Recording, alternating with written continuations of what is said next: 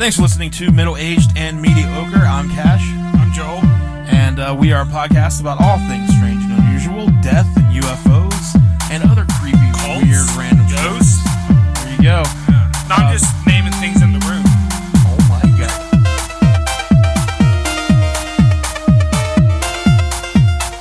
There's a cult of ghosts.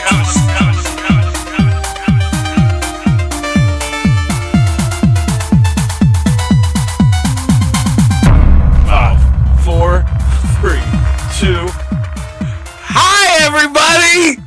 This is Joel. Cash is counted down and pointed at me again.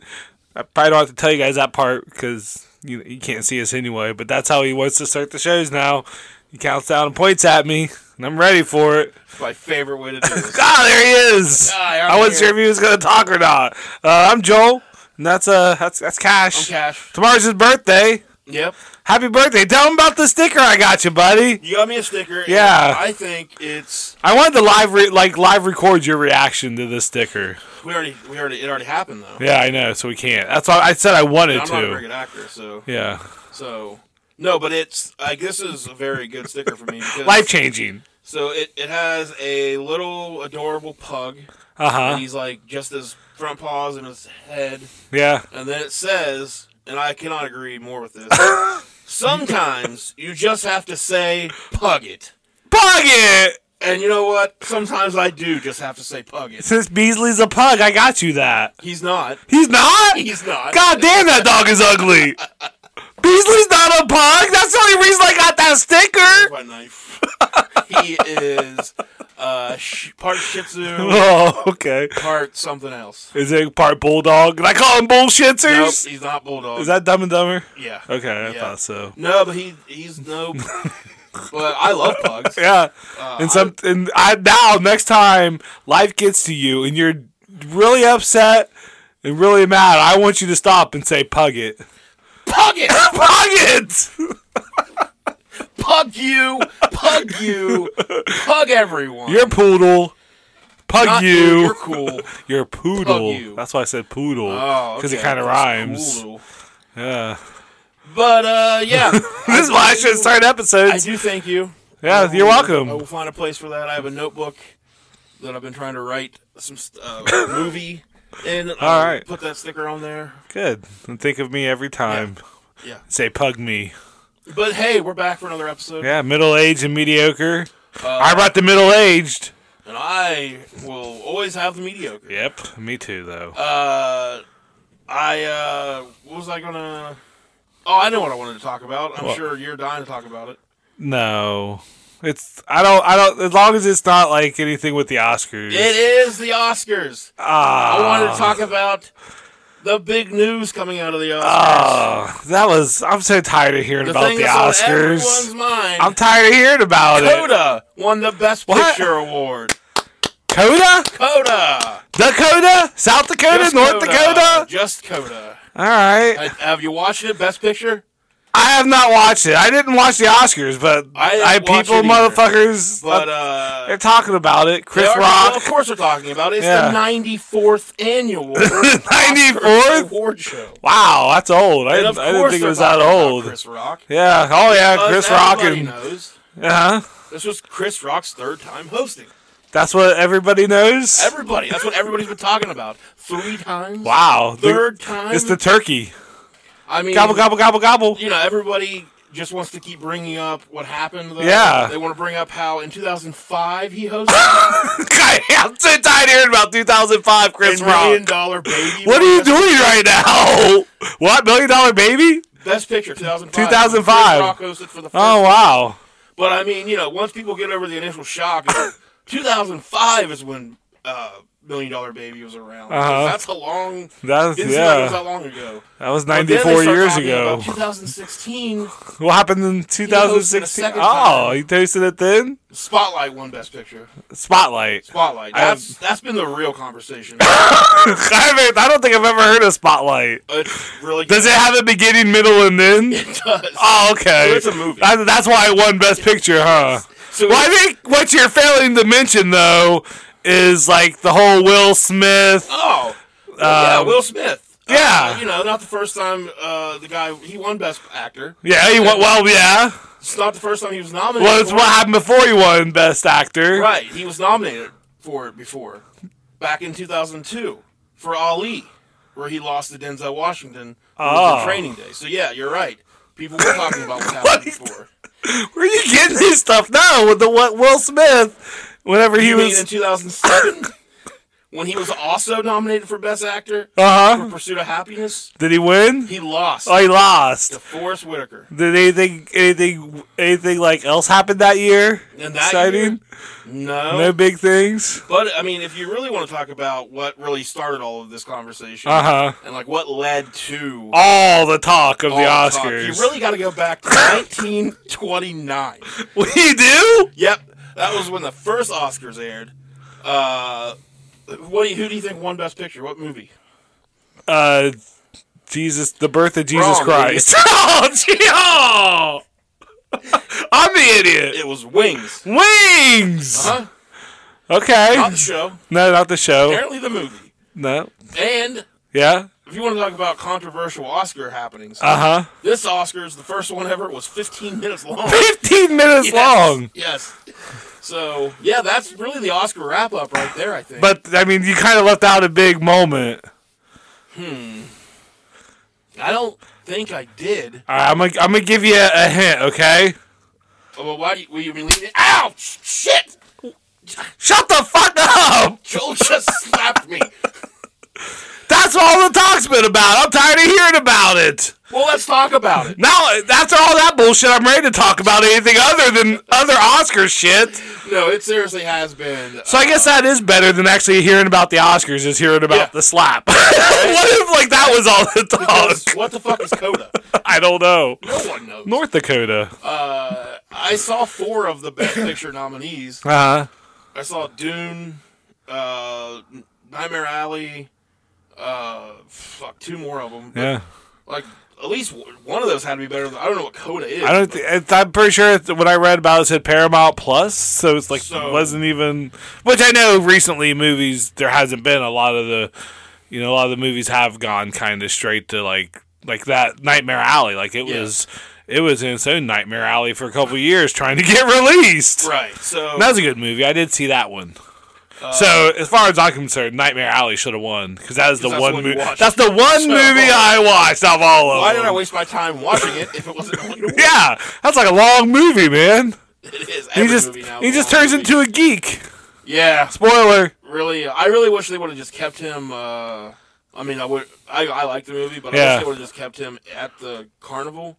Yeah. And, like, explored that world with him. There's a lot there, and then he just kind of left it. Just goes away. Yep. Yeah. And then they show back up for, like, 5 minutes. Yeah. And he's a geek. But no, the slap, of course. Is your face okay? I'm sorry.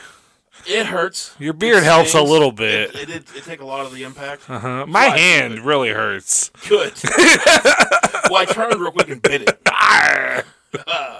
See, Chris Rock closed his eyes, tucked his chin, and leaned into it, which some people say he was in on it. Oh, this thing's becoming Who Shot JFK. Like, the way people are breaking this down and slow-moing the video, and you see here how he turned. And, like, why would Will, like, reach all so far back? You know, it was just such, like, a theatrical, like, slap. Well, to hear... Like, I'm surprised he didn't take off his gloves and then, like, smack him in the face with his gloves and challenge him to a duel. To hear some comedians tell it, it's the single worst incident to ever happen in our history. I wonder if Chris Rock even wrote that joke. I doubt it. Because there's so many writers for the Oscars, and just like how invested in that joke was Chris Rock? Not at all. It honestly wasn't that like I don't even know if like G.I. Jane was hot as fuck, and Jada looked hot. She looked hot as fuck too. She was a pretty lady that night. Okay? I don't know if anybody actually wrote that, or if it just sort of was like. Did it happen? Did I dream it? Yeah. You know, and just thought a very easy joke that everyone could write. And I thought, and some people were like, so there's not going to be a G.I. Jane 2? Like, now there needs to be a G.I. Jane 2 with fucking Jada Pinkett Smith. So the main, like, I think it's if it's legit, I think it's crazy that they let Will Smith just hang out. Yeah. And win the award. He's like, are you done smacking people now? Okay, you're back to your seat. He's done, everybody. That's insane to me. But yeah, the way people are overreacting to this. Keep my wife's name out of fucking mouth. Like, I guess, who's the Roastmaster guy? Jeff Ross. Jeff Ross Yeah. posted a big thing about how he was crying. Yeah, to see his idol get. Yeah. What's the guy that you let me borrow his book? The Apatow, Judd Apatow. Judd Apatow. Is that the one he wrote? Like he could have killed Yes. him, and then like he deleted that, but it's too late. He got screenshotted and people seen it. But and then like Tom Segura was on the Pat McAfee show. yeah, I did see that, man. He went hard at Will Smith, and he tweeted a bunch of shit too, like calling Jada like a bald headed bitch, and just like. But all of these guys, like. So here's my thing. This has been happening. This idea has been in my head for a while now, but this really sent it over the top. I think I hate stand-up comedians. I have never seen a more easily offended group. Yeah. And just self-righteous. Like, they're the ones that are always like, we can joke about anything. Yeah. The first thing that even slightly comes at them, like, I know it was a guy getting up and smacking him. Trust me, people have had that idea way before Will Smith did it on TV. Like to go up and smack a comedian. There's plenty of times. There's been a bunch of videos that have resurfaced since that I've seen in the past of just different comedians getting attacked on stage and stuff. This is nothing new. Yeah. But it's just two incredibly rich men on a huge stage. Yes. Like just both of them very much in the public's eye. I mean, I'm sure this stuff happens at open mics all over the country. I would imagine it has to. With just like the level of shit comedians and comics that are out there, because myself included. I mean, but I always joke about myself, so like I beat myself up after the shows. Well, there's like so many open mic guys that the only thing they know how to do is like go out and just be as edgy and just as offensive as possible. Yeah. But the whole thing. Can you think of any?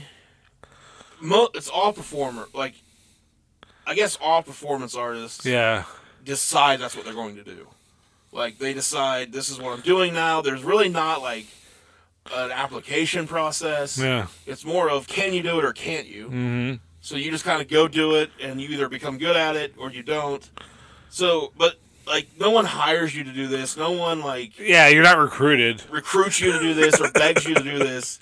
So, the fact that I don't think wrestlers do this as much. Because wrestlers, if people hate you and say shit about you, you're just kind of like, I don't give a fuck if they like it or not. Like, most of the time, that's your job. They paid money for a ticket. Yeah, the bad guys want them to hate them and stuff. But comedians feel like this thing where it's like, first of all, we're allowed to say anything we want. Yeah.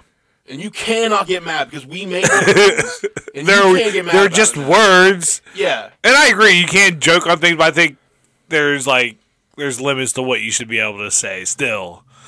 Like, I used to be pretty firmly on the side of, hey, nothing should be off limits with a comedy show. But no, I've kind of switched around. And I just think it's a ridiculous thing that comedians just say, like, no, you have to let us say anything we want because we're a comedian. Yeah. No one asked you to be one. You were appointed at birth. I think podcasts by comics have ruined comedy for me. Yeah. Because, I think being in comedy has ruined comedy for me. I mean, that definitely didn't help doing it for a little while. Yeah. I was kind of just like, this kind of sucks. I haven't done it since last December. So I'm 4 months clean. I just think I started hearing way too many comedians, be who they are. Yeah. And you're like, and there are some real jerk comedians. That was so just so soft and such just a harmless joke. And I've been in rooms where just comedians have gone hard at audience members. I'm like, God damn, he needs to get his ass. I'm don't interrupt the show and shit like that. But I've seen some shows where people some comics go really, really hard at people, and I've never understood that because but I'm not the one to be like, you should never do that. It's just different styles. But it's just, I don't know. I think it all comes down to taste. And I don't think his joke was that distasteful. I think it's just Will Smith's an emotional being right now. somebody posted the video of some random talk show type thing Yeah. that Will Smith and Jada did. Yeah, she had like a Facebook show, and she would talk Is that what it about was? fucking like her son's 18-year-old friend, saying Will Smith is bad at sex, and Yeah, like Will Smith crying, and people making fun of Will Smith for crying over that, and like that's bullshit. yeah, like yeah, It's like fine that he cries. Uh-huh. But like I watched a clip of that show, and just the way like you can just tell that like Will Smith's sitting there like, yes, yeah, fine. That's what you're saying. These things are fine. And inside he's you should fucking I will 18-year-old. burn you alive, Yeah, lady. just like you know, you could tell. So I'm sure he has been carrying around. yeah, a lot of shit, and Yeah. then just. But it all could have been staged. And the way the camera cut to the back, like, you know, like, I guess it was trying to catch what he was doing, you know, like, maybe Chris Rock thought he was going to come up on stage and, like, try to joke with them, or, like, there's just so many, like, I'm sorry, like, I hate to sound like a hippie, but violence is not the answer. And there's, like, people on Facebook, I wish I had a man that would defend me like that. He's defending his woman. Like, defend her from what? The words are out there. You can't stuff him back in Chris Rock's mouth, and when you do that, it just brings more attention to it, and now even more people are talking about Jada, and it's like, you didn't defend her from shit. Like, go up there when your acceptance speech and, like, start crying about how much it hurt that he made that joke and how much you love Jada and how great she is to you. And, like, you smack him and it's just, you're a punk, man. That's such a punk move. It would have been better to, in the back, go up to Chris Rock and just be like, you say some shit about, like, go fucking apologize to her. You know, like, say. And maybe that's happened in the past. Maybe they've had arguments where, I don't know. Because I don't really give a fuck. See, I'm perfectly fine with, like, so I have both sides. Like, if you want to say some shit, you should say whatever you want. Yeah. But if the person you're saying it to or somebody around them wants to come up and smack you in the face for it, that's their choice. But then they've made that choice, and now you reactively make a choice. All right, I've just been slapped in the face. Now what do I do? And I have a good feeling of what you would do. Well, I'm saying in like the case for the Oscars, like that's when like Will Smith should have been escorted out. Because his immediately should have led to the consequence of being drug out of the thing and arrested. Imagine if Chris Rock would have just started throwing hands with them right there, like Jerry. Oh, if it all was legit, then Chris Rock is the most patient, professional human being. I couldn't have. I think if I'm smacked by another man. Oh, open. I'm not saying I'm not like a big tough. I'm not trying to sound like a big tough guy, but I think I would like see red. And there's no way I could just be like, oh, okay, that was weird. So anyway, yeah, like Chris always laughed about it. He was like, what? Yeah. He's like, what? He's like, it was a G.I. Jane joke. Well, I'm definitely not going to be okay with it if I'm watching the guy just turn around and go back and sit down. Yeah. Like, I may be able to keep myself composed. And that was a bitch move. Like, don't smack someone, then turn around and walk off. Be like, smack him, be like, all right, what now? Yeah. Well, just, he gave Chris the chance to get him from behind. He opened himself up so much with that smack. I just would uppercut him and then kneed him in the gut and then got him in a headlock, and I would just give him the biggest noogie. Yeah. The whole time looking at Jada, just licking my lips, and her pussy's getting all wet there, and then she goes, fucks that 18-year-old again. And then the Oscars are over. You get her warmed up. She goes and gives it to that guy. I can't believe I just said that. So you can edit that out, right? I'm not going to. Where I talked about the pee.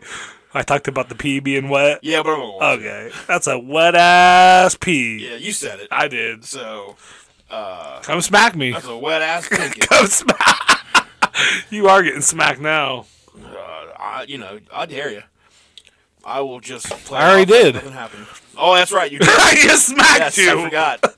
Ow, my face. Let's get into this week's story. Oh, that's not it? No, that's not it. That's not it. This one's kind of this one is an adventure of this is exactly what every movie that a guy is on top and then fucking? No. On top of the world. Oh, okay. They have everything, and then it all comes crashing down. Sure. This recently happened. Is this the story of me? No, you've not had this kind of life, unfortunately. Well, let's see. Okay, we'll tell this story, then we'll go into mine afterwards. It's front-ended. It's front-loaded with a whole lot of awesome shit. Okay. And then it all goes real bad. Okay. But if this story would have happened like 50 years ago, 60 years ago, I would assume that this is the blueprint for every one of those movies. All right. Of like the downfall of somebody. Yeah. Because it hits every note. Like it's pretty crazy. So, let's go and get into it. This is the long, strange journey of Steve Carroll, which is going to be very hard for me not to say Steve Carell sometimes. Yeah, so that's why I was like, in my brain, it was like a battle. I was like, Steve Carroll, I know him. Every time I look at the letters, I see Steve Carell. Yeah, Anyway, so that's what she said. So a tall white man, or a tall man with white hair, walks into a U.S. bank branch in Rolling Meadows, a middle-class suburb 25 miles northwest of Chicago. He has on black Illinois. shorts. That's in Illinois. He has on. Did you say Illinois? Or I Illinois? did. Yeah. Is that what you normally say? Yeah, probably. Illinois. You gonna call me dumb again? Illinois. Illinois. Oh yeah, that Illinois. Sorry. Thanks for stopping the show to point out that I said it wrong. Maybe you're saying it right. Maybe I say it wrong. Nah, it's Maybe Illinois. it's not Illinois. I think it is Illinois. It makes more sense your way. There's an S in there. There is an S. It's a silent one. I couldn't spell Illinois right now for a million. ILLIN. Yep. Almost. O. Yep. S. Nope. OES. Nope. What is it? OIS. OIS. You almost had it. Damn, that's not, like Ohio is like OHIO is like ILLI. OIS. Yeah, IS. you can do it. I guess it just doesn't roll off the tongue. Fuck Illinois. That's why Ohio, though, like those dummies have to have that song. Yeah. The only way they can remember how to spell their four-letter fucking state. They OH. Thank you. I forgot the other two. I hate when I hear that out public, like people do it. Like, how dare you connect with a stranger over a shared interest? Fuck you. Over a shared living space. I don't get to connect with anybody ever. And you're just going to connect with a stranger over something you both enjoy. Go to hell. Yeah. HELL. Go to hell. HE. LL. Yeah. Pug it. So, the man had on black shorts and a sky blue polo shirt and looked like nothing other than a normal dude just out running errands. He walked into the bank, asked the teller for a withdrawal slip while making small talk, and then casually asked if she knew bank policies. She did, she told him, and at that point, he pulled out a small black gun. What's your policy say about this? He says, well, since you know bank procedures, this is a robbery. Put all of the cash on the counter. The robber looked over at the teller next to that one and said, no funny business, give me your money as well. So the and that teller was just about to launch into a killer. She does an imitation of Carrot Top. But no funny business. No funny business. She had to put it away. She had to put all her props away. Yeah, it was right there. She was like, I've been waiting for this moment. And it couldn't happen. No funny business. So the robber ended up leaving with $2,159. I'm sorry, what year was this? 2000, like 18-ish? All right, so by today's standard, that's like $4 million. No. That's... Well, No. That's at least 10 gallons of gas by today's standard. $2,000? Yeah. That's almost 10 gallons. Yeah. Yeah, let's get You're going to fill your truck up. Close. So yeah, it had taken about 5 minutes. Photos of the robber from surveillance cameras soon appeared in the local papers, online, and on TV news. A friend emailed a photo to Rick Rasmussen in Las Vegas. He and his wife thought that it was a gag, and they couldn't stop laughing because the man looked unmistakably like Steve Carroll, whom they had known for years and with whom they'd started a business. Steve was a successful friend in any group he was a part of. He was the number 2 guy at J.D. Power and Associates, and had a long resume as an executive at a major American corporations. He was the guy who always picked up the check, the one who had the inside track financially, who inspired pride from those who hung around him. He was always on the golf course having wild parties or impressing people in high-powered meetings.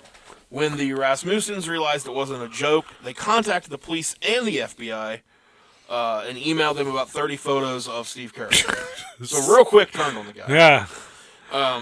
Man, snitches get stitches. So they weren't the only ones. That They have like a Steve album on their phone. like 30 like fucking These flipping are through our them. best 30 photos. This really shows his good side here. They weren't the only ones that recognized him. He hadn't worn a mask or even a ball cap. If you're gonna rob a bank, wear a mask. Do something. A woman who worked at another bank called the FBI to tell agents that she recognized the guy as a customer, and she sent photos from her bank security camera for verification. So everyone's got photos of Steve. Yeah. I think I sent a few. So Let me check my phone. the day after the August 2018 robbery, Scott Hamilton, a commercial airline pilot and Air Force Academy graduate living in Texas, answered a phone call from his brother John.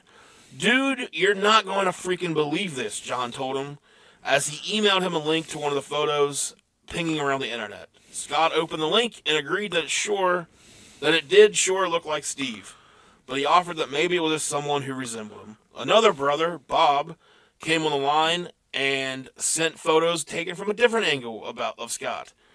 There was no question, the man robbing the bank was their brother-in-law, their sister's husband of 36 years, Scott Carroll. Steve Carroll. So Scott recognized the gun that Steve was using. It was a Bersa Thunder 380 pistol. I know you're familiar. Oh, yeah. Uh-huh.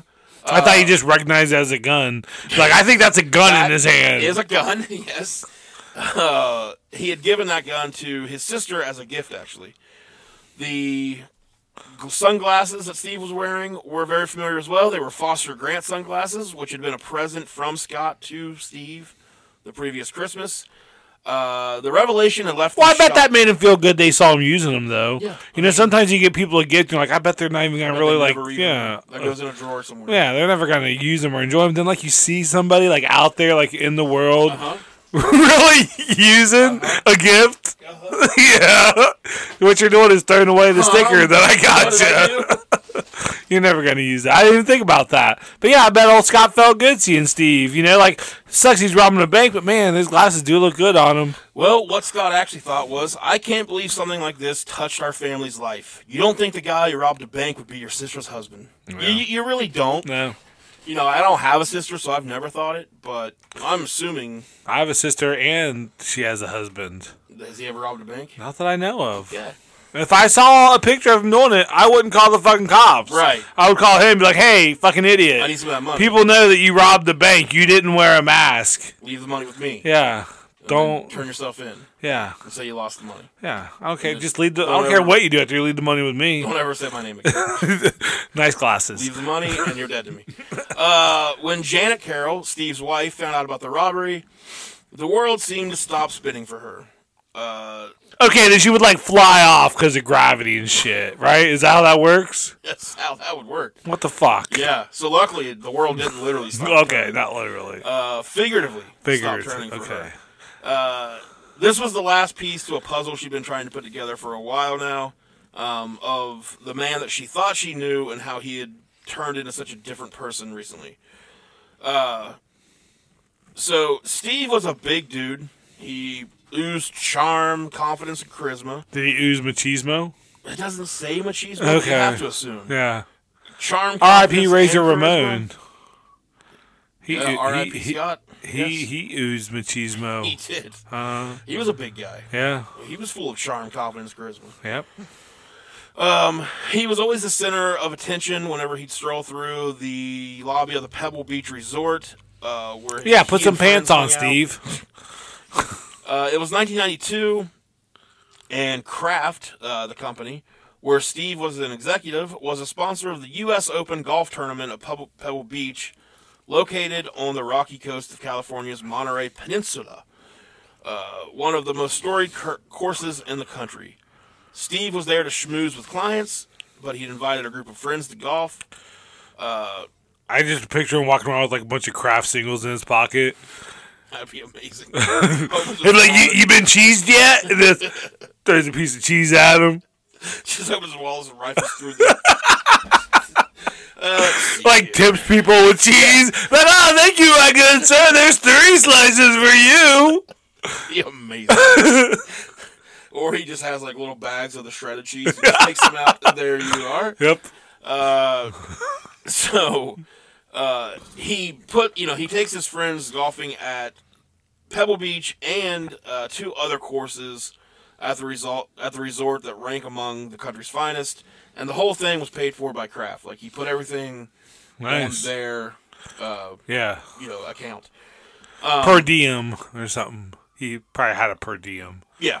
His friend, this guy. I don't understand things. This guy's name's great. Mikes. Mike Mikes. M-E-I. Michael Mikes. M-I-K-E, and then his last name is M-I-C-H-E-S. So Mikes. Why the fuck would you name your kid Mike Mikes? I don't know, but I'm going to. He I said, just hope his middle name is Michael. Michael Mikes. So too. He said he was a hard person to dislike. People could walk away thinking he's full of shit, People like cheese, man. but he's a fun full of shit. Yeah. Is what, most of his friends referred to him as Tony Stark. Just he seemed to be, the life of the party, had all his money. Steve's rise through the business world. Now, who is Tony Stark? That is Iron Man. Why not just say Iron Man then? Well, Fucking nerds. Tony Stark's the one that is at the parties and Oh, schmoozing. okay. Oh, all right. Well, and then you he know, turns into Iron Man? turns into Iron Man if he needs to fight crime. Okay. Does he turn back into Tony Stark, or does he, once he turns into Iron Man, he stays Iron Man forever? He can take off the suit. You It's a suit. fucking nerds got a lot of shit to keep straight, don't you? It's not that hard. I mean, I'm already lost. Tony Stark is Iron Man, but then he's also Tony Stark. Yes. So when he's being Tony Stark, who's Iron Man? Nobody.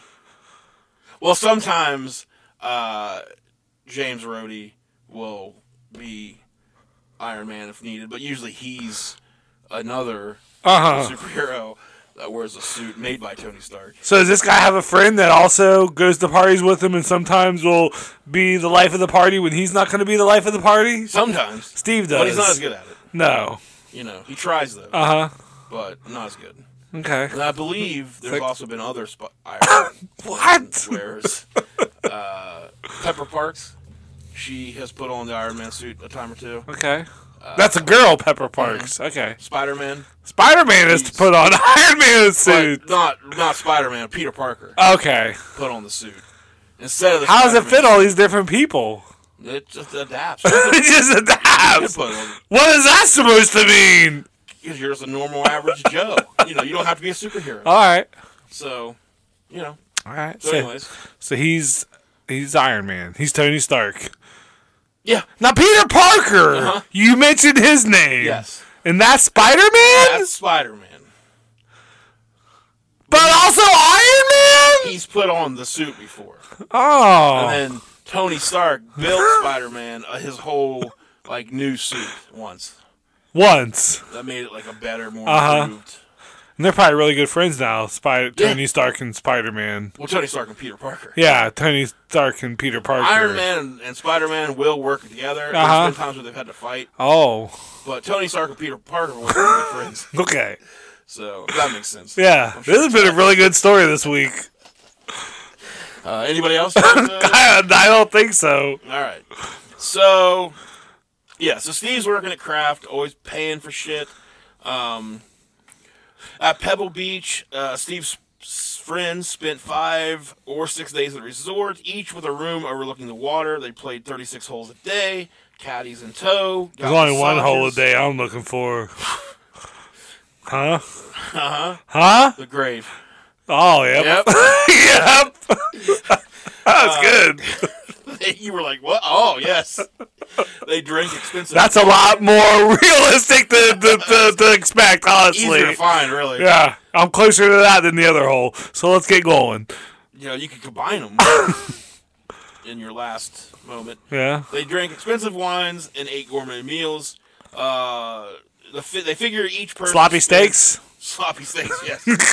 They figure that each person spent about $1,500 a day. Dang. Man, being rich is so stupid. Michael Keegan, he's one of the friends. He says, unlimited porno, unlimited golf, and unlimited drink. Unlimited porno? Who has limited porno? Well, this was 92. Oh, okay. So, it's not really So unlimited. that was like VCR pornos back then. I mean, they'd have pay-per-view stuff. Okay, yeah, that too. He adds... If it's the VCRs, you always have to make sure like it's right where it was when you started watching it, in case your dad goes back to watch it. Right. And if it's at a different spot, he's gonna be like, "Wait." Your dad definitely. Yeah, remember. He's like, when I stopped watching this, she was sucking a dick, and now she's riding a dick. I smell something foul. Yeah, terrible editing. So yeah, he adds on that. I always imagine my dad. Yeah, it's like he he just porno and all that. He adds on. It was a pretty good boondoggle for me. he's just making up I don't know words. what a boondoggle. I don't know what a boondoggle is either. These rich people, man, just pissing me off. So yeah, people kind of started wondering, like, is Kraft cool with like this money you're spending? And He's like, dude, everyone buys cheese. Relax. yeah, dude, we sell so many slices of cheese you don't even know. So one of his friends asked him about that, and he said, "I make them so much fucking money, they don't question my expense account." So Play a cheese. all seemed good. He was basically this corporate star. He was Don Draper. Is basically who he Now, what superhero is that? John Hamm.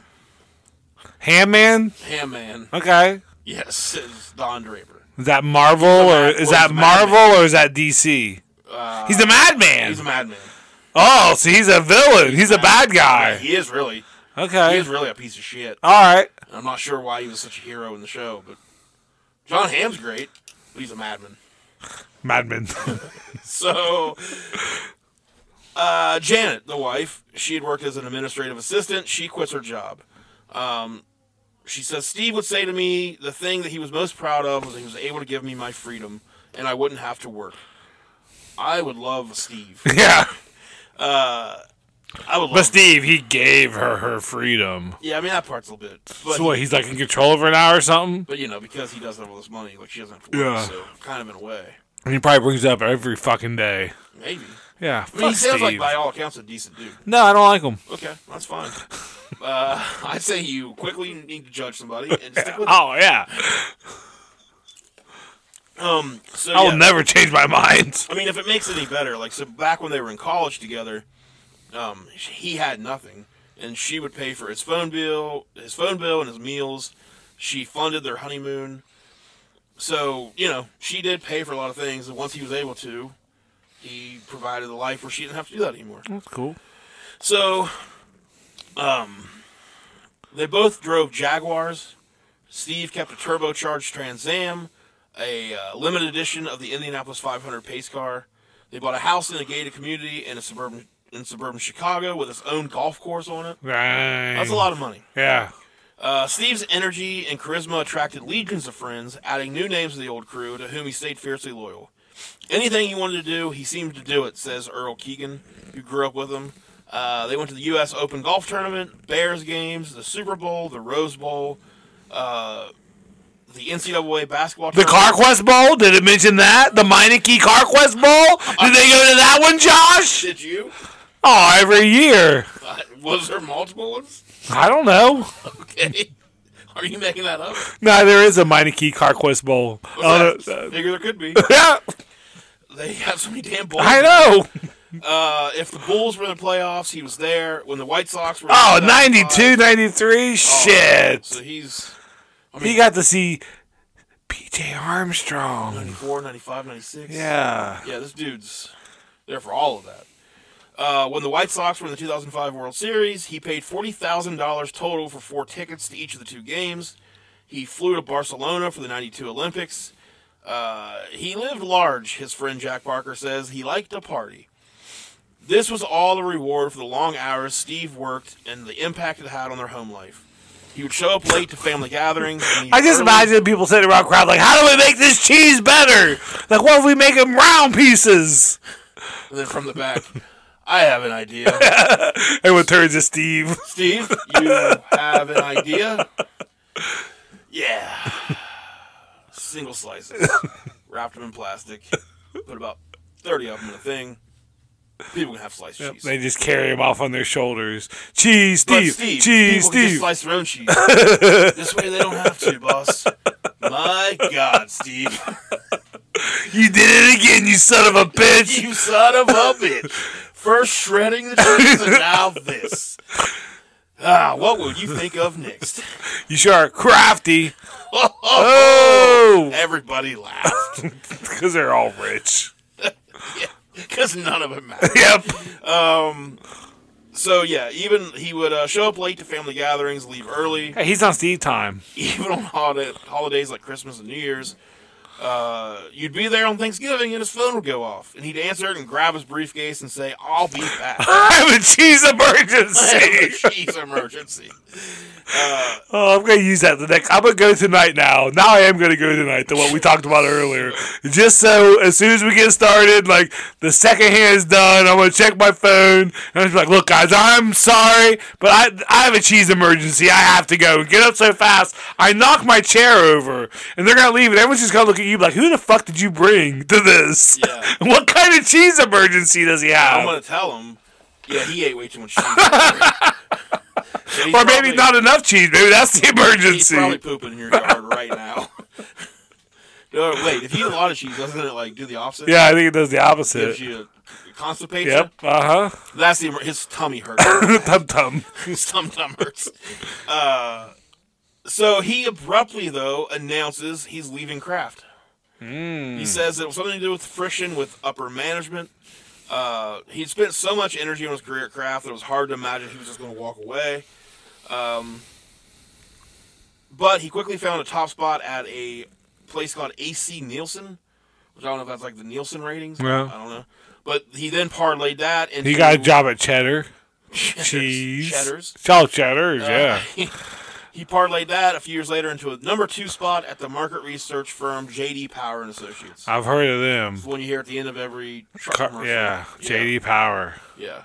So they apparently are like an analytics company, like the consumer numbers and things. That sounds like a superhero, J.D. Power. J.D. Power. Yeah. And Associates. And Associates. Which are just his balls. Yes.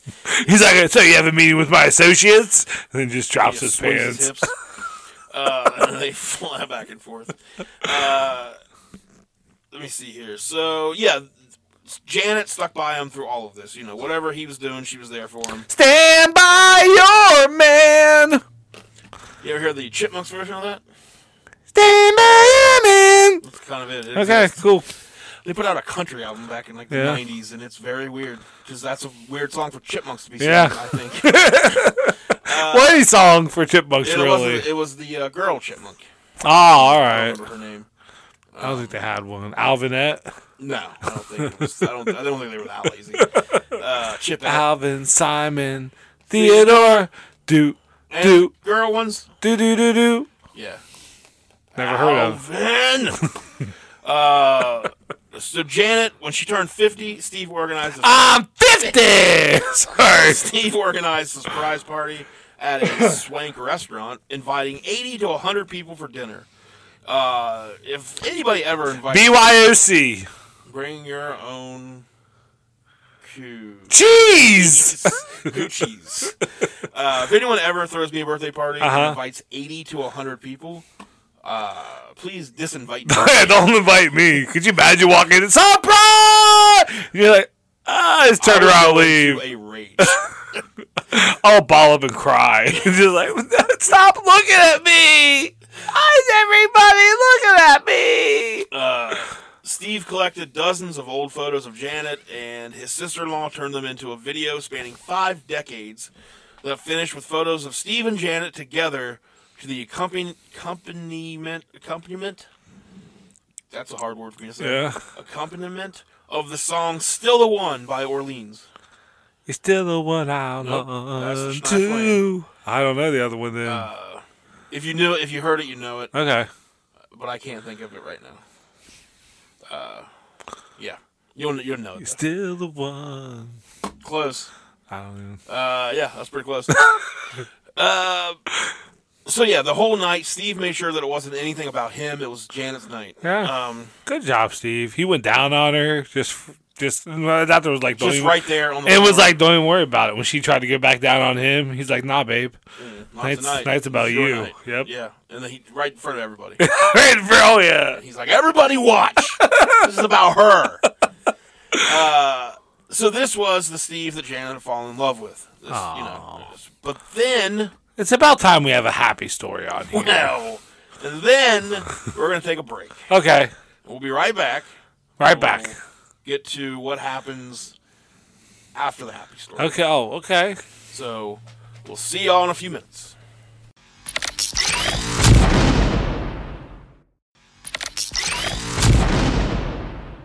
And 3, 2.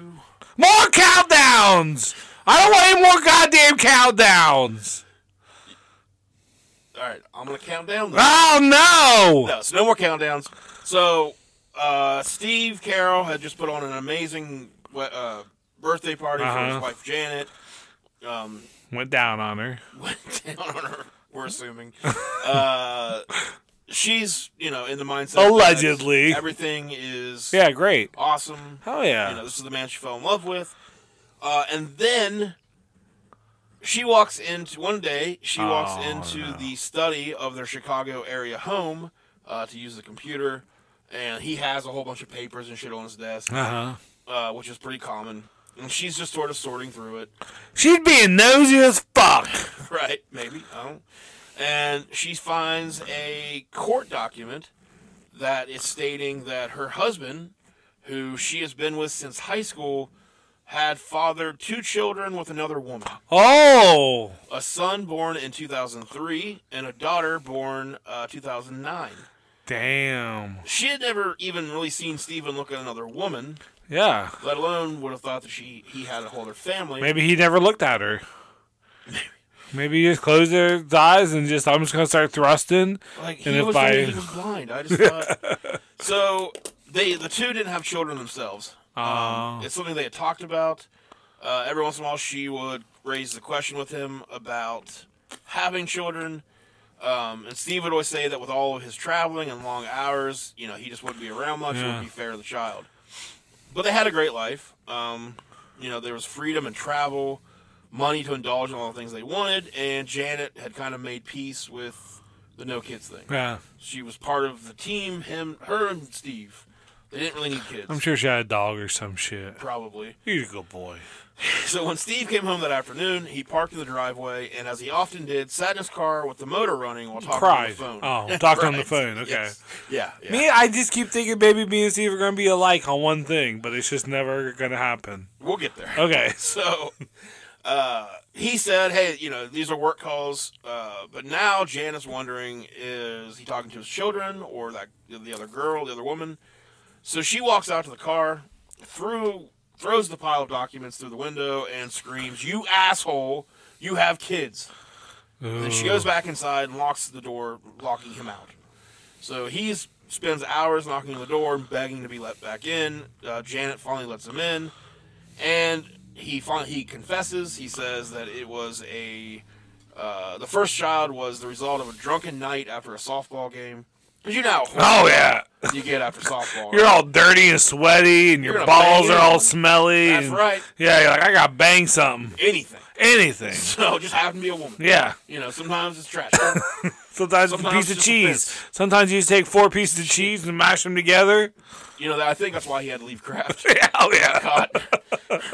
That's not the way they put the holes in that Swiss. Oh. So, he said that him and the woman woke up the next morning and they were both horrified.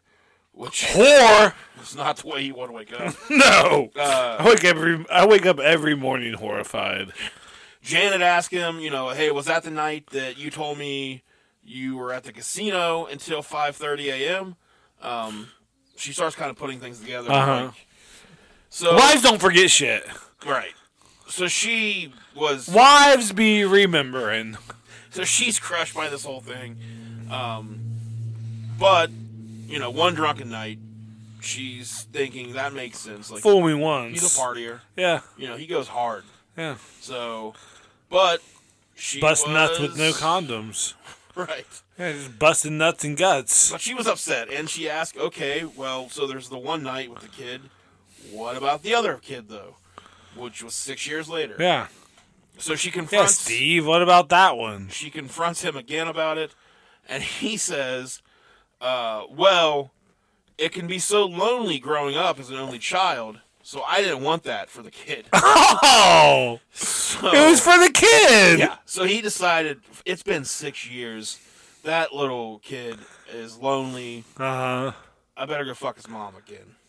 Oh, so it was the same lady? Okay, I was going to say, like, why would you think that, like, these two ladies would get their kids together? But it's the same Yeah, mom. it's the same, yeah. Oh, wow. So, you know.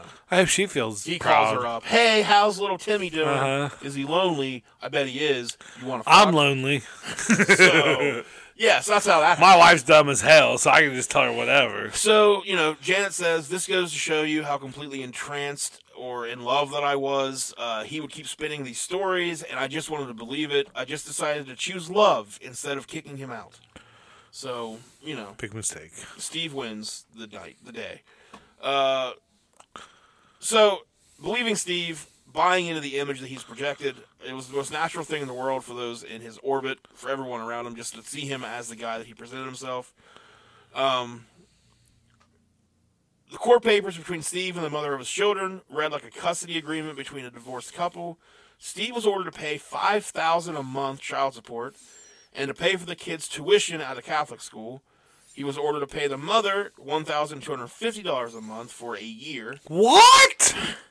The documents, well, guys got money. Yeah. So, you know, the more money you got, the more you're going to have to end up paying. So, Fuck that. $5,000 a month. Keep for it the in your kids, pants, man. and $1,250 a month for a year for the woman, for the lady. Probably because, like, she's taking care of babies, so Yeah. she can't really... So the documents set out a schedule even, which included visits every other year on major holidays and 2 weeks of vacation. He was ordered to give the mother $3,000 per child for Christmas presents and activities. So, you know, pretty specific court documents here. As Janet internalized the betrayal, she starts going over in her head about all the different stories he's told her about the times he's been, you know, away. Sure. Like the time that he told her that his car got locked in a parking garage after hours. I hate when that We happens. know what happens when that happens. Yeah. We did a whole episode about it. That's right. So go back a few episodes, find the real crime about the That's parking REEL. Real crime. She thought about the time that he was just stranded with no phone reception. You know how that goes. All the time. All the cheese emergencies that he was leaving. Cheese emergencies. Where are you going, honey? And he would just yell, cheese! All right. I bet that's how he came, too, like inside that lady. Yeah. Oh, yeah. Oh, Jesus! Oh, Jesus! Oh, cheese! I have a Jesus crust. Here it is. Right there. I see him. It's my boy. That's your boy. So other Cheese be people with you. Other people kind of already knew about the kids. So friends had spotted Steve with the kids at hockey games. He started bringing them to like parties and functions and introducing them. He brought the kids to the How brazen and just like just disconnected with reality. Do you just have two kids on the side that you fucking take out places? And like he's supposed to like have this great love with this lady, you know. I gave you your freedom and you helped me, so I'm working hard. But it's also fuck you, and I'm gonna treat you like the biggest fucking idiot in the world. And like so, you know, you've known me for a few years, like, and I don't have a wife that I could be doing. But if you never saw me with kids, and then you're like, hey, you know, I'm putting on a comedy show. You should come out to it. Yeah. And I show up and I've got two kids with me. You know, you got like, hey, who the fuck kids are these? Yeah. And I'm like, oh, these are mine. These are mine. Like, that's what he's doing with these people. Yeah. And how weird is that to just be like, don't bring it up to my wife, though. I've got secret kids. You know? You know about my secret kids? He brought the kids to the Southside Irish Parade one year and bumped into a couple of softball friends. Juan Correa recalls Steve saying, oh, yeah, I made a mistake 13 years ago. Right for the kid, too. I call this a mistake 1 and mistake 2. And Juan said, looks like 2 to me. Yeah. We all gave him shit. Good Juan. Recalls a female friend. We'd say, what are you doing? One day your son is going to be old enough to drive, and he's going to be knocking on your door, and he'll say to Janet, what do I call you? Yeah. And Steve's answer was always simple. I'm never leaving Janet. So he wanted to have everything. Yeah, have two separate lives. And So the revelation of the children was bad enough, but there were other loose threads in Steve's well-woven narrative of success. Janet knew the split with Kraft had not been over a simple dispute or personality clash. The company had caught on to Steve's improper spending after someone noticed he'd listed a relative as one of his guests on an expense report, and that some of the events he put in for expenses at Pebble Beach did not coincide with corporate functions. The spending was so excessive, so utterly out of line with anything resembling normal procedure, that Steve worried he'd face criminal charges. damn. Ultimately, he was allowed to leave the company without charges being filed, but had to give up his rights to a bonus and pension. Oh, sure. He could never eat cheese again. Kraft, what's another cheese brand? I don't know. I was trying to think of one earlier, and I couldn't. Borden. Okay, yeah. Like Borden. Like, look, you can never touch Kraft again. You're down there in the sewers with Borden from now on. No! There really is another big like, Kroger Kraft brand, is a and fucking yeah. brand. Yeah. Damn. I get Kroger brand cheese because I'm cheap. Well, I mean, it's all the same. Tell that to Steve. Tell that to Kraft. Who spent his whole life on cheese. Well, part of it. He had plenty of other things he was doing. Janet had all the reason in the world to leave, but she couldn't. Steve was everything to her, inseparable in her mind from the larger life she had built, and in spite of his betrayal, she couldn't bring herself to walk away. Walk away. So, at this time, J.D. Powers and Associates was looking for someone to take on it as its second-ranked job, and it got Steve. The company's human resources person His said resume was just written on cheese. yes. Sorry. The company's human resources executive director says that she had the file on his background check, and there was no red flags about it. So he had to move out west, though, and instead of following him west, Janet stayed in Chicago. She had her parents there. She was really close to them. And they had been devastated when she and Steve had moved to California previously for Kraft. So this time she wanted to stay in Chicago. Yeah. And she thought that he was only going to be gone for a couple years this time. So she was fine letting him live in California while she stayed. Go fuck your whores. You know, I mean, she has to assume at this point, well, he's already got fucking kids with somebody else. Yeah. So feeling like he had an image to uphold, Steve spent $1.9 million for a rustic 3-bedroom house on a hill in Malibu with a view of the ocean and access to a private beach club. He told friends, oh yeah, hey, Dustin Hoffman lives next door. Oh. And when a couple of friends stayed at his house one weekend, they spotted Pierce Brosnan at the grocery store. 007! So he lives in a fancy area. He would tell friends about his time in Chicago, or he'd tell friends in Chicago about his new life on the beach, telling them that Heather Locklear was on the treadmill next to him at the gym. Oh. The same gym, he said, where porn stars worked out. Oh, how did he know? So, I assume they, Unlimited porn. admitted. All that limited porn finally starting to pay off. His softball friends from Chicago came to Malibu on their way to the annual Advertising World Series, a softball tournament played in a different city each year with games during the day and parties at night. That sounds like the dumbest Yes. thing. The 2007 tournament was in Las Vegas, and his teammates camped out at Steve's. He paid for a catered dinner and customized bus that drove them to Vegas. That was just the kind of guy Steve was, his friend said. Yeah. Janet came out and visited Malibu twice. Steve would occasionally visit her in Chicago, but usually he would say, I'm just traveling through, or I have a business function, so he couldn't really spend a lot of time with her. Janet actually became something of a joke at J.D. Power and Associates.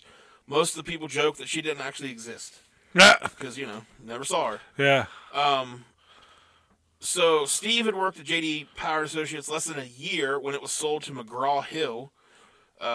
Steve knew the company was on the block when he was hired, and he was angling for the top job once the acquisition was complete. But the plan misfired when the new owner brought on his own team, and by 2009, Steve was out. Oh. There was a separation package and stock options, and he may have received a retention bonus after the sale Janet thinks he left the company with $2 million to $3 million, somewhere around there. Which for a normal person would probably be enough to last you for a little while. Yeah. With this check I'm paying the IRS, he told one friend after leaving JD Power, I could buy a couple Ferraris. So whatever he did make, he had to pay back a lot of taxes, is what I'm saying. So the timing turned out to be terrible. The Great Recession was just hitting. Steve put the Malibu house up for sale, but the real estate market had crashed. He ended up losing about $500,000 on the sale of it.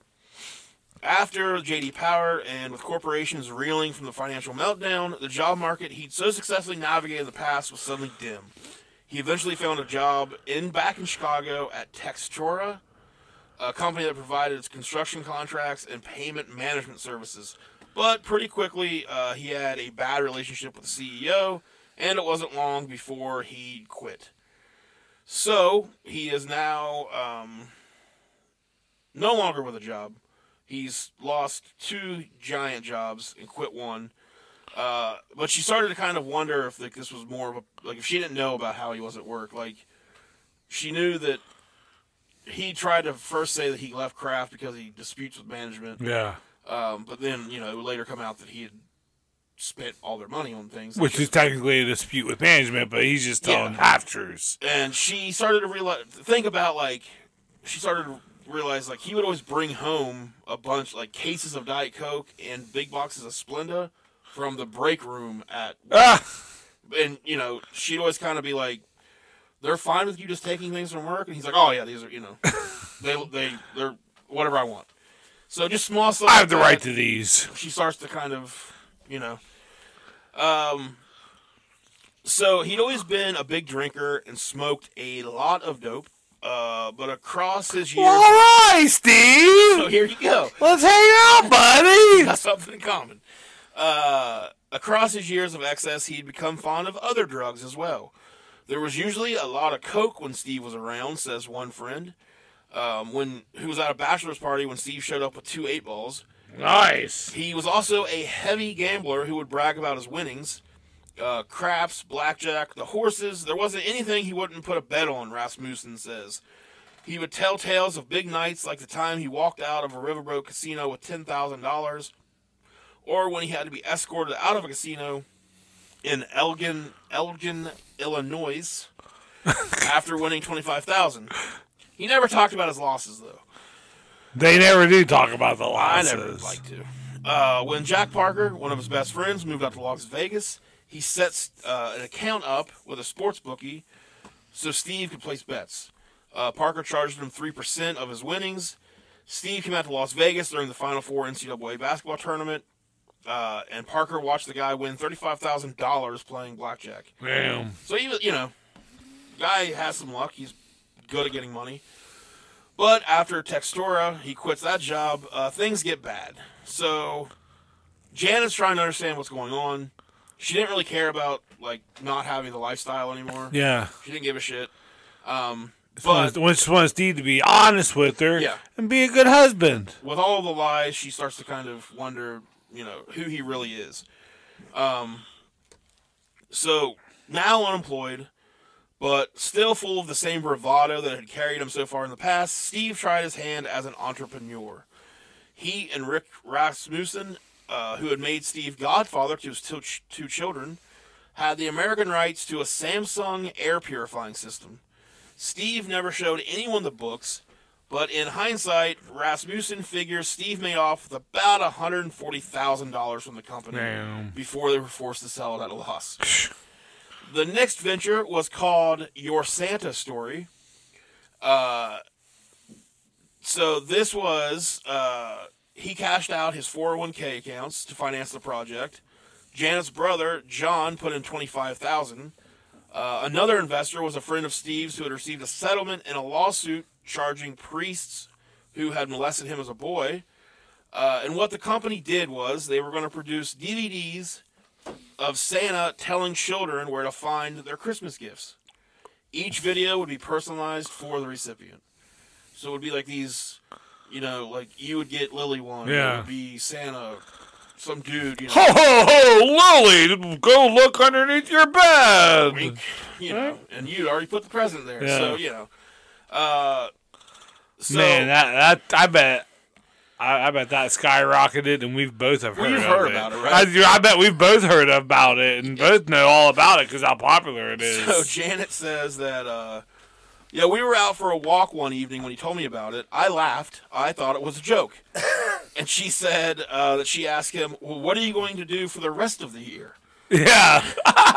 So, as she predicted, the project was a disaster from the beginning. Steve hired Santas who couldn't act, and during the first year, several deliveries arrived after Christmas. Investors suspected company funds were going to pay. People invested in this? Well, yeah, the brother put in $25,000. Oh, yeah. That's insane. So, Steve ends up hiring a headhunter to try to find him a job. He gets interviews with some big companies, but nothing ever comes of them.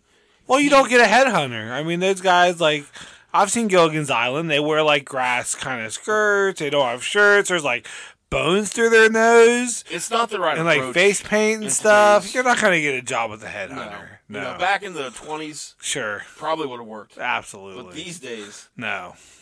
it's not what corporate America wants. You know, capitalism, it's ruined the headhunter. Capitalism and cannibalism. So,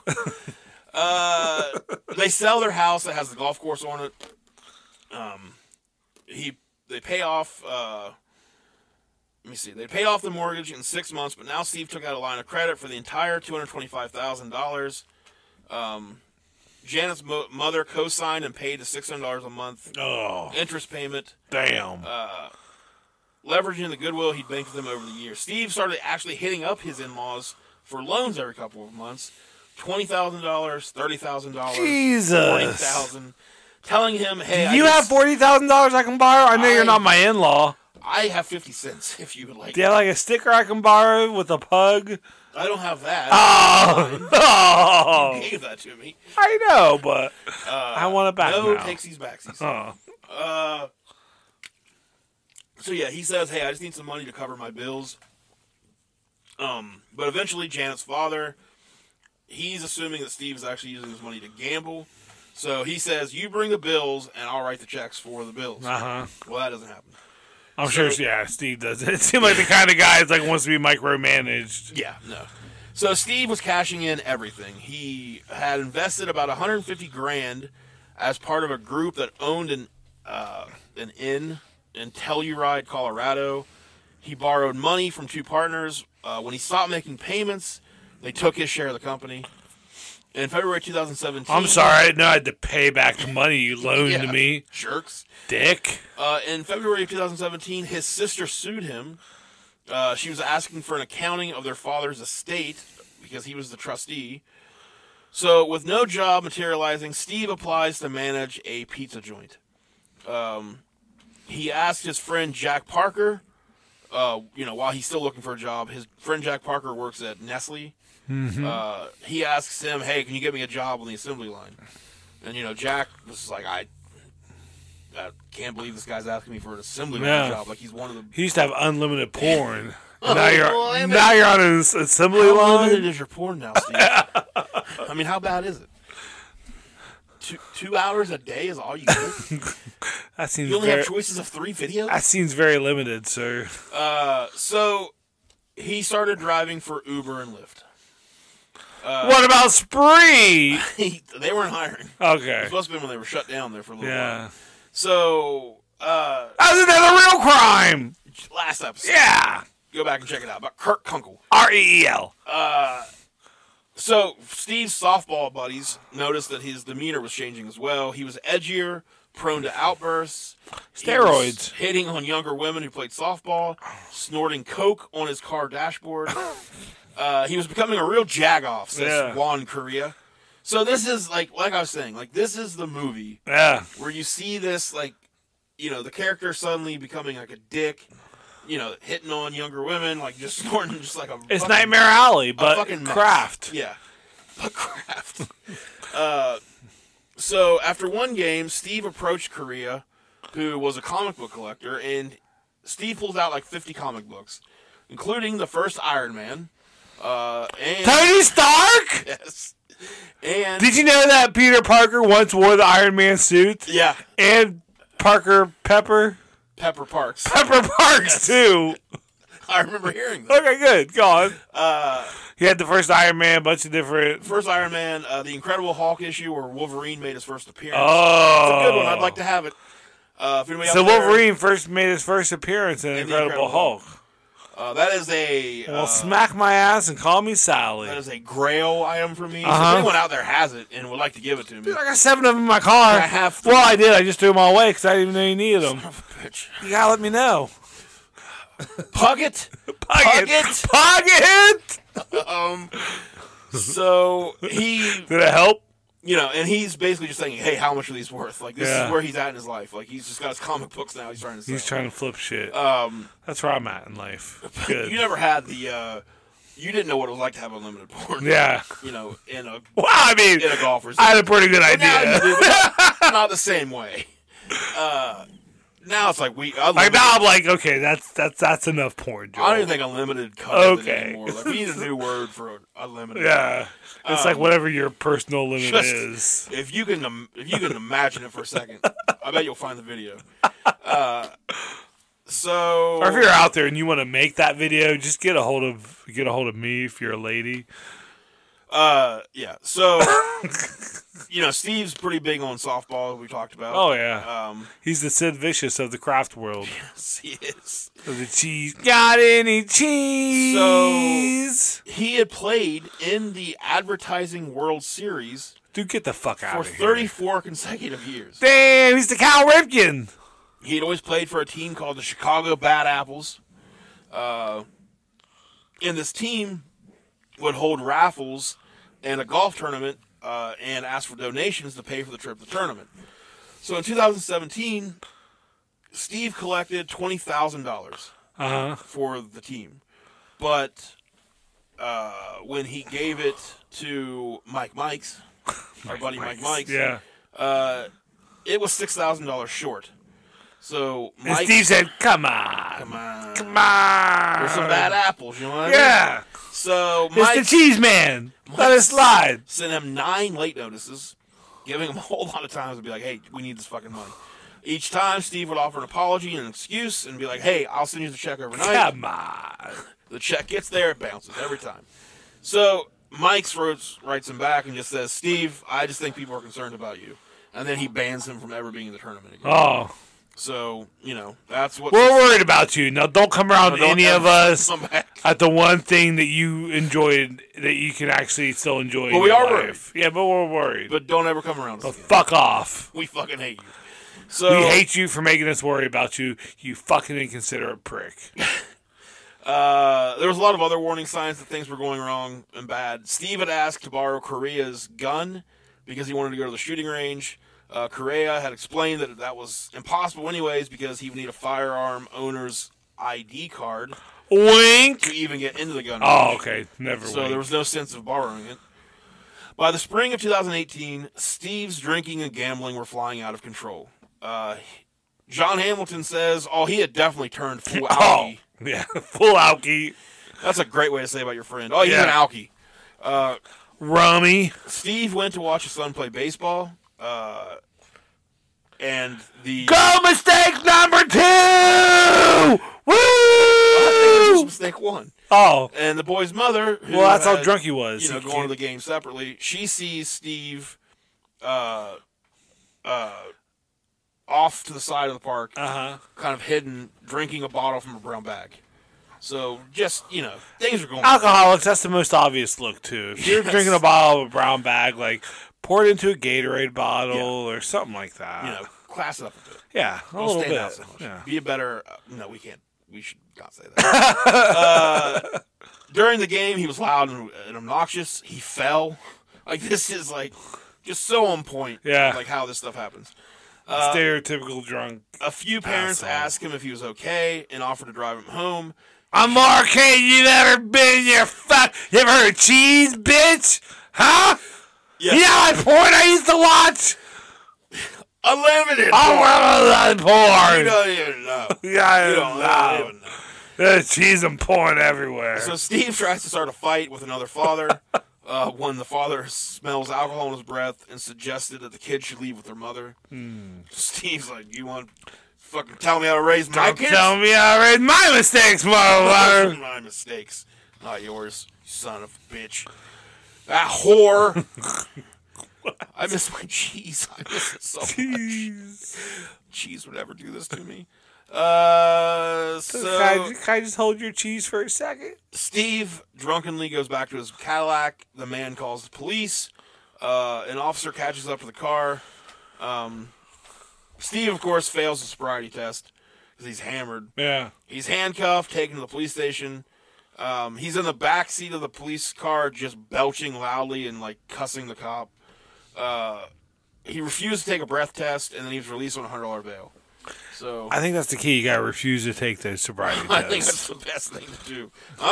Nah, you tell me, Steve. I'm not. I know I'll fail that shit. He gets his car impounded, so he's using his wife's dark green Pontiac Grand Prix the next day. It had a "Pray for Our Troops" sticker on the back of it. And Blue Lives Matter underneath that! An out-of-uniform police officer on his way to work spotted him weaving nearly into oncoming traffic and then onto the shoulder. He follows the car, which turns into a shopping center. The cop walks over, smells alcohol, and sees a half-empty bottle of vodka underneath Steve's feet. I like to think that the bottle's half full. That's right, yes. Okay, that's where we're different. That's where we're different. So he identifies himself as a police officer and asks for Steve's keys. Steve refused and began dragging. What, you fucking cop? And he starts driving off with the officer hanging onto the car. They don't like that. No. No. So the cop gets dragged about 40 feet. Steve's trying to push him away. I said I didn't want it, little girl. Leave me alone. The cop ends up being able to shut the engine off and pull the keys out while this is happening. Damn. So Steve then jumps out of the car and begins fighting the cop. The cop wrestles him to the ground. Steve pulled free and chased the officer around the parking lot. What? Punching him. Damn. And then he hears sirens coming and he takes off running. So police find him and arrest him. He's handcuffed and taken to the station. He blew a .123 on the breathalyzer test. 123 kid. A DUI is .08. Oh my God. He's real drunk. Wow. .08 is DUI. He blew a .123. So, not good, Steve. No. Impressive, but not good. I like that this part gets added in here. In the car, officers found a receipt from a liquor store for $6.99 for 80 proof extra smooth vodka. So he wasn't even drinking the good stuff. I thought you were going to say Mad Dog. Like, it'd be one thing if he was drinking like an $80 bottle of vodka. Yeah. Disrespectable. But to be drunk off a $7 bottle of vodka. Good day, sir. Kill him. So only about an inch and a half of vodka was remaining in the bottle. So Steve had a bloody forehead, bloody right cheek, bruised lip, and his palms were scraped up. From the station, Steve calls Janet's brother to pick him up and post bond. He told Hamilton, John Hamilton, the brother, he said, "Hey, I was driving for Uber." This is a great lie. Hey, I was driving for Uber. I picked up a fare, and this son of a bitch was bad-mouthing the U.S. So we get into an argument. I pull into a Home Depot parking lot, and the customer hits me with a bottle of booze. Ooh. And it spills everywhere. So then when the cop pulls me over, they smell. Of course I smell like booze.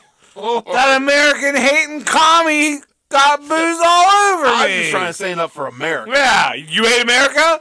You don't believe me, so you hate America. That's what you're saying to me right now. Okay, good. You hate America. That's all. Let's get it on video. Yeah. So, but yeah, Steve has no credibility with Janet's brothers at this point. They still loved him. They're still trying to help him, but they know that he's kind of a lying piece of shit. So a few days later, John, the brother that he called, drives out to the courthouse and looks for documents filed for the drunk driving case to learn what really happened. Yeah. Like, he's assuming that it wasn't the story Steve told him. So he sits down at the computer. There are a few holes in that. A few. Like Swiss cheese. Did you not get cut open with the bottle smashed on you? No. it just clunked off my head. Yeah. So he sits down on the Spilled computer, everywhere. puts in his brother-in-law's name, and he finds the court documents about Steve's child custody ruling. What if he found out that he had 2 illegitimate brother-in-laws that he didn't even know about? Like, he has brother-in-law. Yeah. But like, I thought I was your brother-in-law, Steve. He's like, I made a mistake. I have 2 other brother-in-laws in California. And I love them. So, yeah, you never hear about the secret brother-in-law. Yeah, the illegitimate. So, yeah, he sees all this information about the man that, or the woman that Steve had 2 kids with. The documents portrayed a relationship that had gone sour. The children's mother had filed... Hey, what relationship doesn't go sour? The children's mother had filed for a restraining order against Steve. During a dinner with their father once, her son had called her to pick them up from the restaurant because Steve was being loud and belligerent and slurring his words. When she drove to pick the kids up, she found Steve with a drink on the table and a quarter bottle of pineapple vodka in his car. Her son said, yeah, this has happened before. We just didn't tell you because we didn't want to get Dad in trouble. On weekends, Steve would often take the kids to a hotel. One Sunday morning, a fire alarm woke the kids up, and Steve was gone. The children changed clothes and went outside. The mother of the kids wrote, yeah, my son stated that this actually happens a lot too. Dad will just leave them alone in the hotel. Yeah. Go wherever. Probably score some drugs or Booze. hose. So Scott goes back to Janet and says, hey, did you know that this fucking guy has 2 kids? You know, and she's Yeah. like, yeah, I know. Yeah. This fucking guy. So, with Scott telling her that all kind of comes back to her, and everything going on around. So, around 5 a.m. that morning, she wakes up with a throbbing pain in her chest. She thinks she's having a heart attack, gets Steve to drive her to the emergency room. Her blood pressure and heart rate had skyrocketed. She gets an MRI and a bunch of tests. Didn't have a heart attack. It was just a major panic attack. But now they have all of these bills for the emergency room. Yeah. So now there's more money they don't have. Thanks a lot, Brenda. Because they don't have medical insurance. What's her name? Barbara? Janet. God, I was close. I was There's circling a B it. circling it. So he actually, she sees for the first time in a long time, Steve kind of like looks defeated. Yeah. He says to her, like, while she's in her hospital bed, I can't believe this. I thought I'd always be able to handle everything.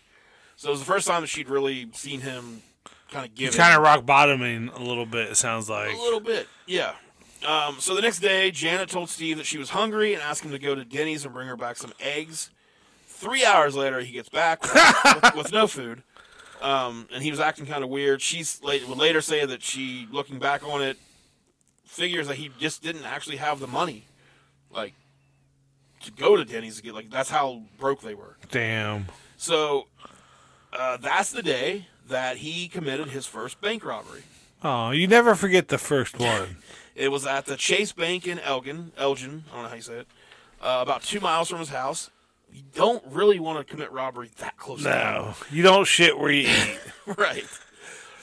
So for his bank robbery debut, he did try to hide his identity this time. He wore a black sweatshirt with the hood pulled over his head, black sweatpants and green gloves, a paper plate with eye holes cut out. I think I may have actually seen... Like a story? Yeah, maybe. A fucking paper plate. The bank manager heard someone yelling and walked out of her office to see what was happening. She asked Steve if she could help him. He pulled a gun out. Hey, plate face. Hey, plate face. He pulled a gun out, pointed at her head, and began yelling for straps of 50s. So he gets $10,000, about $10,000. Yeah. From the tellers altogether. He tells the manager to go walk to the front of the bank and look out the window, where he said that an accomplice would be watching her, so she could, don't move, don't call the police because somebody's watching you.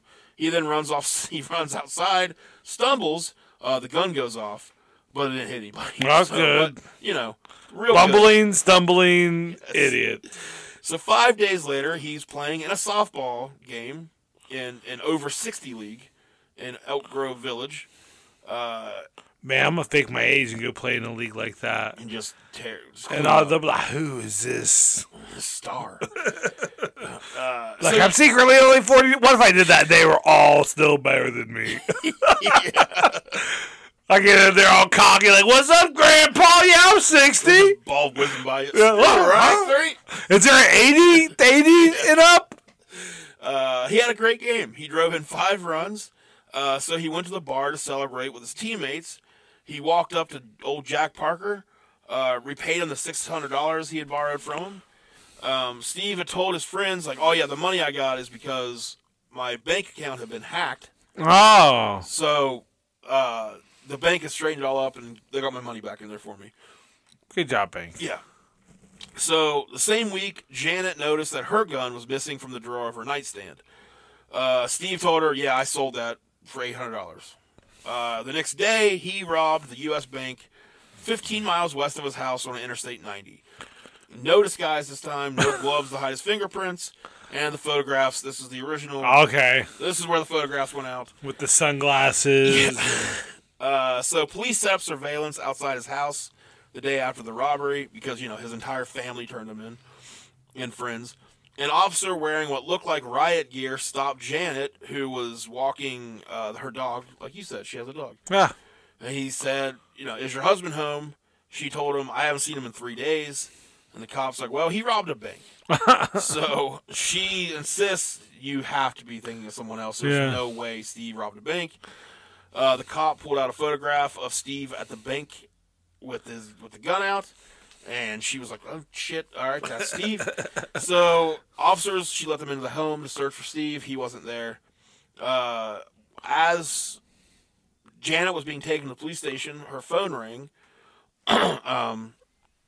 And let me see. It says she could have not answered it, could have covered for him, but her husband was out of control. All the lies he had sold so well for so long, his obsession with living up to some larger-than-life version of himself, had tilted completely and dangerously toward a break with reality. Janet still remembered the Steve that threw her the surprise party.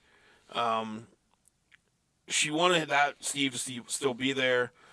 So she answers the phone, and he says, "Hey, honey, how are you?" And she says, "Not so good." He says, "Hey, I'm in the back of a police car going to the police station. What the fuck is happening?" Yeah, they say you robbed the bank, fool. She then hands the phone to a detective, and Steve hangs up. So at the police station, Janet, she realizes the only way to really help Steve is to get him to come in safely.